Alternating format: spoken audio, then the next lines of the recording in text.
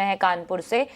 इनके पास 80,000 शेयर्स हैं Vodafone idea के और इनकी बाइंग प्राइस काफ़ी अट्रैक्टिव लेवल की है। 6.75 यानी 6 रुपये 75 पैसे पर इन्होंने खरीदा है और 10 रुपये 75 पैसे का भाव यानी इनके खरीद भाव से 4 रुपये ऊपर का जो लेवल है वो अभी चल रहा है। आज भी हल्की तेज़ी के साथ कारोबार कर रहा है और काफ़ी अच्छा खासा मुनाफा भी इन्होंने यहाँ पर कमा लिया है। अगर पिछले 5 दिन से देखें तो 9% तक की तेज़ी यहाँ पर वोडाफोन आइडिया ने हमें दिखाई है। ये 11 के लेवल तक गया था और उसके बाद एक करेक्शन भी इसने हमें दिखाया था, जिसके बाद वापस 8-8.5 रुपये के पास आया था, लेकिन वहाँ से अच्छी खासी तेज़ी फिर ये हमें शेयर्स 5 दिनों से दिखा रहा है।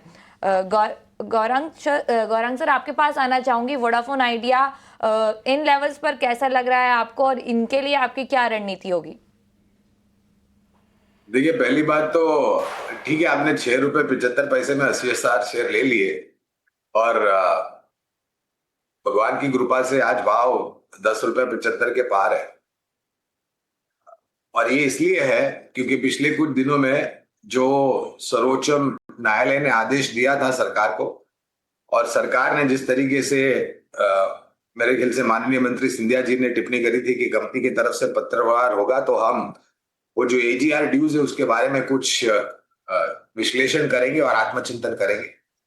अगर आप बैलेंस शीट पर गौर करें तो मेरे ख्याल से आज के तारीख में भी अगर आप एजीआर ड्यूज को निकाल दे, जो भी छोटी मोटी मात्रा में सरकार बात कर रही है रियायत देने की, तो भी जो डेट है बैलेंस शीट पर वो बहुत बड़ा है, पहली बात। दूसरी बात, महीने दर महीने निरंतर वोडाफोन आइडिया अपने उपभोक्ता गंवा रही है भारती एयरटेल और जियो को। तीसरी बात, टेक्नोलॉजी को लेकर के भी आज के तारीख में असमंजस परिस्थिति, और टेलीकॉम सर्विस प्रोवाइडर क्षेत्र एक ऐसा क्षेत्र है जहां पर आपको कैपिटल इंटेंसिव यानी कि आपको कैपिटल पूंजी निवेश करनी पड़ेगी टेक्नोलॉजी अपग्रेड करने के लिए और अपने टेक्नोलॉजी को दुरुस्त रखने के लिए। मैं इनको एक ही दरखास्त करूंगा मिश्रा जी को कि आप अपनी बुद्धिमत्ता का प्रयोग करें। 6.75 का अगर 10.75 आया है तो अपनी बुद्धि, और 80,000 शेयर है तो अपनी बुद्धिमत्ता का प्रयोग करें। बुनियादी तर्क के आधार पर मैं टिप्पणी नहीं करना चाहूंगा क्योंकि कवरेज नहीं है। टेलीकॉम क्षेत्र में जो 2 कंपनी हमें पसंद है, पहली है भारती एयरटेल, तीसरी है रिलायंस इंडस्ट्रीज, क्योंकि जियो का कारोबार रिलायंस की बैलेंस शीट के तहत आता है। तीसरी कंपनी है टाटा कम्युनिकेशन, क्योंकि ये दूरसंचार के लिए इंफ्रास्ट्रक्चर मुहैया कराती है। और एक चौथी कंपनी है जिसके ऊपर कवरेज नहीं है, कोई राय नहीं देता निवेश करने के लिए, लेकिन इसका भी आईपीओ आया था कुछ समय पहले, मेरे ख्याल से 1.5 साल पहले, 700 रुपए के आसपास आया था आईपीओ। मैं बात कर रहा हूं भारतीय एक्साकॉम की। आज के तारीख में वो 1700 के पार है।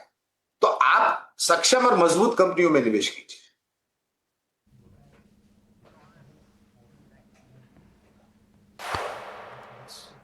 बिल्कुल, तो वोडाफोन आइडिया पर ये राय आ रही है गौरांग जी की ओर से। बहुत बहुत शुक्रिया गौरांग सर और हरीश जी हमें समय देने के लिए और हमारे दर्शकों की उलझनें सुलझाने के लिए। लेकिन शो को समाप्त करने का वक्त हो चला है। अब मिलते हैं आपसे योस के सेकेंड एडिशन में। फिलहाल वक्त हो चला है एक छोटे से ब्रेक का।